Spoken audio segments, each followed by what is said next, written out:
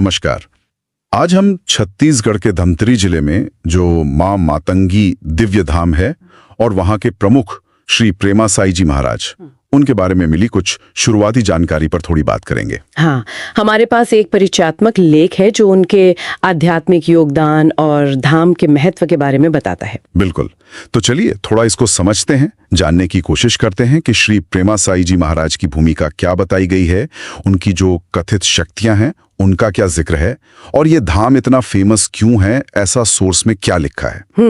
तो सबसे पहले जो बात ध्यान खींचती है वो ये है, ये त्रिकालदर्शी दिव्य दरबार। सोर्स इसके बारे में क्या कहता है? हाँ, मतलब क्या है इसका? देखिए, सोर्स के हिसाब से इसका मतलब है कि महाराज जी ना दरबार में जो भक्त आते हैं उनकी प्रॉब्लम बिना पूछे ही समझ लेते हैं। अच्छा, बिना पूछे? हाँ, और फिर उसका जो सल्यूशन है वो एक पर्चे पर लिख देते हैं।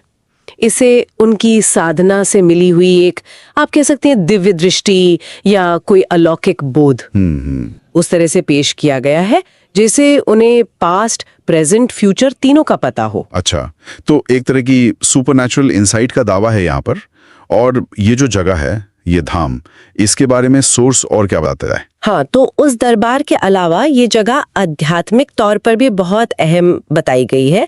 इसे माँ मातंगी, माँ बंगलामुखी और माँ छिन्नमस्ता, इन शक्तियों का सिद्धपीठ कहा गया है। सिद्धपीठ, इसका मतलब क्या होता है आमतौर पर? सिद्धपीठ मतलब आमतौर पर ऐसी जगह मानी जाती है जहां माना जाता है कि कोई पूजा पाठ या साधना वगैरह जल्दी फल देती है या ज्यादा असरदार होती है। ओके, तो ये एक सिद्धपीठ है जी। और यहाँ तंत्र साधना और अनुष्ठान वगैरह की भी बात है।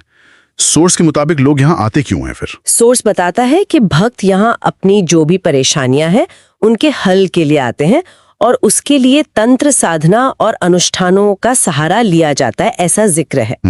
और एक दिलचस्प बात ये भी है कि सोर्स कहता है कि महाराज जी जो हैं वो तंत्र, मंत्र और साधना जैसी जो मुश्किल चीजें हैं ना, हाँ, जो काफी कॉम्प्लेक्स मानी जाती हैं, बिल्कुल उनको सरल भाषा में आसान तरीके से समझाने का भी काम करते हैं। ठीक है, तो तंत्र साधना एक जरूरी पहलू लगता है यहाँ का।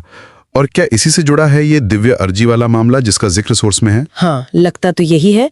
सोर्स कहता है कि महाराज जी भक्तों की जो अर्जियां होती हैं, मतलब उनकी प्रार्थनाएं या रिक्वेस्ट्स, उन्हें माँ मातंगी के चरणों में पेश करते हैं और ऐसा माना जाता है कि इससे उनके संकट दूर हो जाते हैं और लाइफ में मतलब सुख आता है। अच्छा, तो ये एक तरह का मीडिएशन हो गया भक्त और देवी के बीच। हाँ, कह सकते हैं, एक तरह से मध्यस्थ का काम।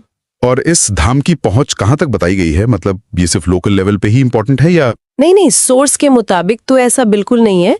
ये धाम सिर्फ इंडिया में ही नहीं बल्कि विदेशों से भी, मतलब फॉरेन से भी लाखों श्रद्धालु आते हैं यहाँ। अरे वाह, लाखों, हाँ, ऐसा जिक्र है।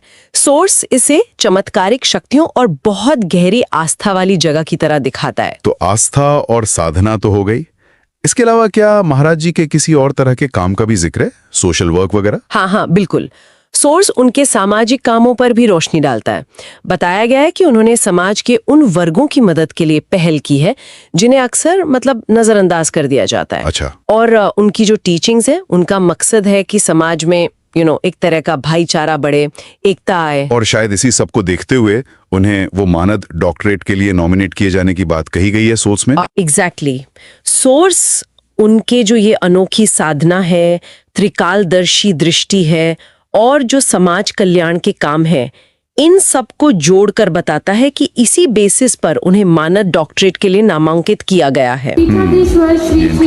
हाँ, ये इंटरेस्टिंग इसलिए है क्योंकि ये दिखाता है कि कैसे सोर्स के अनुसार जो पारंपरिक आध्यात्मिक दावे हैं और जो जमीनी सामाजिक काम है, इनका ये जो मिक्सचर है, इसको एक तरह की मॉडर्न पहचान भी मिल सकती है। सही बात है, मतलब उनका प्रभाव सिर्फ धार्मिक दायरे तक ही सीमित नहीं है। बिल्कुल, ये सामाजिक और शायद कह सकते हैं सांस्कृतिक क्षेत्र तक फैला हुआ दिखाता है। तो कुल मिलाकर अगर हम इस सोर्स को देखें तो श्री प्रेमा साई जी महाराज को एक ऐसे आध्यात्मिक गुरु के तौर पर पेश किया गया है जिनकी पहचान उनकी अलौकिक समझ, तंत्र मंत्र विद्या पर उनकी पकड़ और सामाजिक सरोकारों से जुड़ी है। हाँ। और मां मातंगी दिव्य धाम इन सब चीजों का सेंटर पॉइंट बताया गया है। बिल्कुल सही।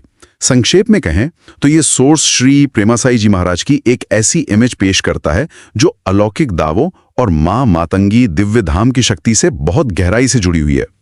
और यहीं से ना एक बड़ा सवाल भी उठता है कि आज के दौर की जो आध्यात्मिकता है उसमें ये पारंपरिक तंत्र साधना, फिर ये त्रिकालदर्शी दरबार जैसे जो चमत्कारी हस्तक्षेप के दावे हैं और साथ में समाज सेवा, इन सब का जो कॉम्बिनेशन है ये कैसे काम करता है, या इसे कैसे देखा जाता है? हाँ, ये सोचने वाली बात है।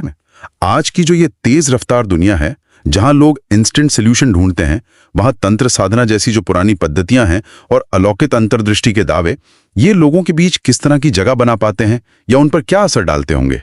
ये वाकई एक दिलचस्प सवाल है।